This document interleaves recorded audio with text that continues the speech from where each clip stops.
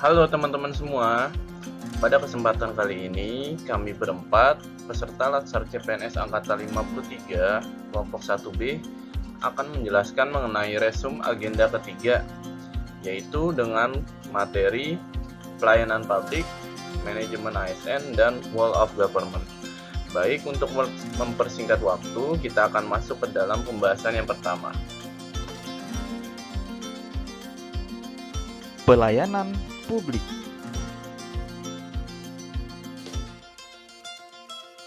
Undang-Undang Nomor 25 Tahun 2009 tentang Pelayanan Publik mengamanatkan pelayanan publik adalah kegiatan atau rangkaian kegiatan dalam rangka pemenuhan kebutuhan pelayanan sesuai dengan peraturan perundang-undangan bagi setiap warga negara dan penduduk atas barang, jasa, dan atau pelayanan administratif yang disediakan oleh penyelenggara pelayanan publik.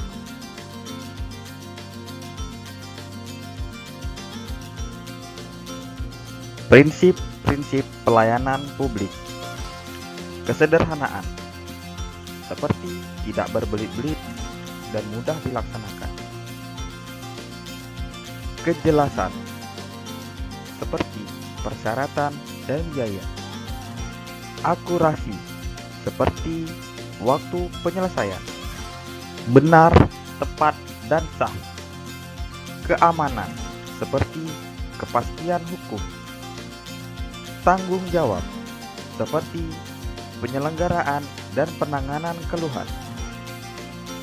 Kelengkapan, seperti sarana dan prasarana. Kemudahan, seperti dapat dijangkau oleh masyarakat. Kedisiplinan dan keramahan. Budaya pelayanan 3S dan 5S. Kenyamanan, tertib, teratur, bersih, rapi, dan indah. Klasifikasi pelayanan publik. Pelayanan administratif, yaitu pelayanan yang menghasilkan berbagai bentuk dokumen resmi yang dibutuhkan oleh publik, seperti KTP dan kartu keluarga.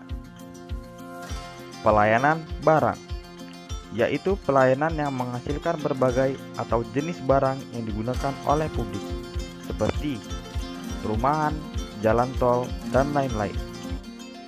Pelayanan jasa, yaitu pelayanan yang menghasilkan berbagai jasa yang dibutuhkan oleh publik, seperti pendidikan, kesehatan, dan lain-lain. Pelayanan regulatif, yaitu pelayanan melalui penegakan hukum dan peraturan perundang-undangan maupun kebijakan publik yang mengatur sendi-sendi kehidupan masyarakat, seperti peraturan perundang-undangan, kebijakan publik, dan lain-lain.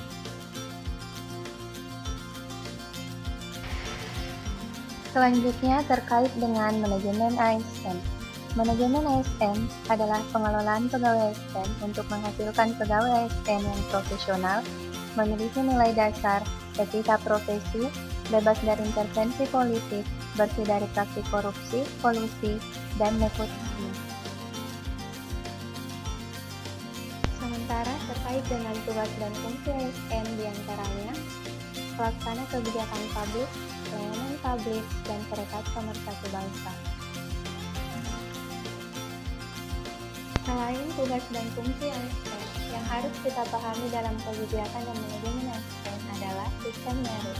Sistem merit adalah kebijakan dan manajemen ASN yang berdasarkan kualifikasi, kompetensi, dan kinerja secara adil dan wajar dengan tanpa membedakan latar belakang, politik, ras, warna kulit, agama, asal-usul, jenis kelamin, status pernikahan, umur, dan kondisi kecacatan.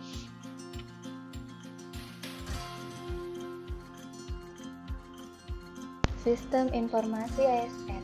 Sistem Informasi ASN adalah rangkaian informasi dan data mengenai pegawai ASN yang disusun secara sistematis, menyeluruh, dan terintegrasi dengan berbasis teknologi dan diselenggarakan secara nasional.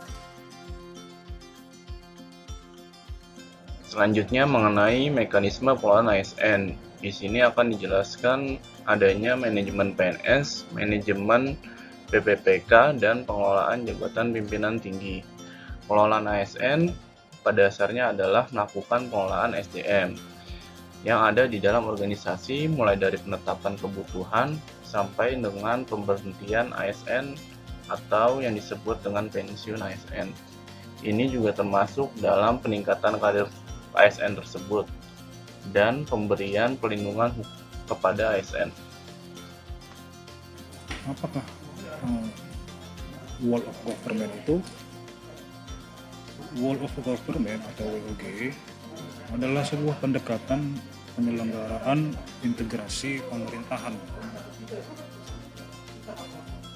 Maksudnya, pendekatan penyelenggaraan pemerintahan itu untuk menyatukan upaya-upaya kolaboratif pemerintahan dari keseluruhan sektor dalam ruang lingkup koordinasi yang lebih luas guna mencapai tujuan-tujuan pembangunan kebijakan, manajemen program, dan juga pelayanan publik.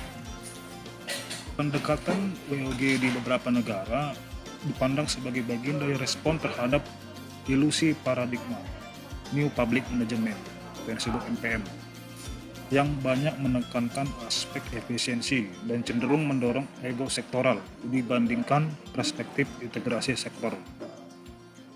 Pada dasarnya, pendekatan WOG ini mencoba untuk menjawab pertanyaan mengenai koordinasi yang sulit terjadi di antara sektor atau kelembagaan sebagai akibat dari adanya fragmentasi sektor maupun eskalasi regulasi di tingkat sektor. Sehingga WOG seringkali dipandang sebagai perspektif baru dalam menerapkan dan memahami koordinasi antar sektor. Dalam pengertian WOG ini, dipandang menunjukkan atau menjelaskan bagaimana instansi pelayanan publik bekerja lintas batas atau lintas sektor guna mencapai tujuan bersama dan sebagai respon terpadu pemerintah terhadap isu-isu tertentu. Dari definisi ini diketahui juga bahwa WOG merupakan pendekatan yang menekankan aspek kebersamaan dan menghilangkan sekat-sekat sektoral yang selama ini terbangun dalam model New Public Management.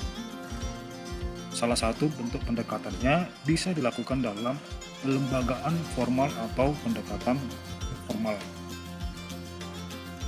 Selanjutnya, mengapa perlu WOG?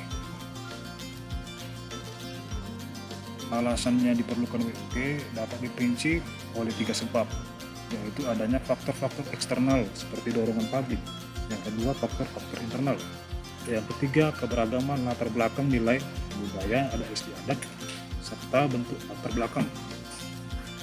Nah, untuk alasan yang pertama, faktor-faktor eksternal seperti dorongan publik ini dalam mewujudkan integrasi kebijakan, program pembangunan dan pelayanan agar tercipta penyelenggaraan pemerintahan yang baik.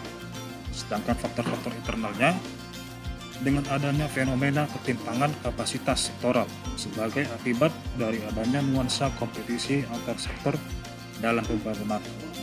Satu sektor bisa menjadi sangat superior terhadap sektor lain, atau masing-masing sektor tumbuh namun tidak berjalan beriringan, melainkan justru kontraproduktif atau saling membunuh. Nah, untuk keberagaman latar belakang, dalam konteks Indonesia, keberagaman latar belakang nilai budaya, ada istiadat serta bentuk latar belakang lainnya mendorong adanya potensi disintegrasi bangsa. Pemerintah sebagai institusi formal berkewajiban untuk mendorong tumbuhnya nilai-nilai perekat kebangsaan yang akan menjamin bersatunya elemen-elemen kebangsaan di dalam satu frame NKRI. Nah, kira-kira apa saja contoh-contoh habituasi WOG di dalam kementerian atau lembaga terkait?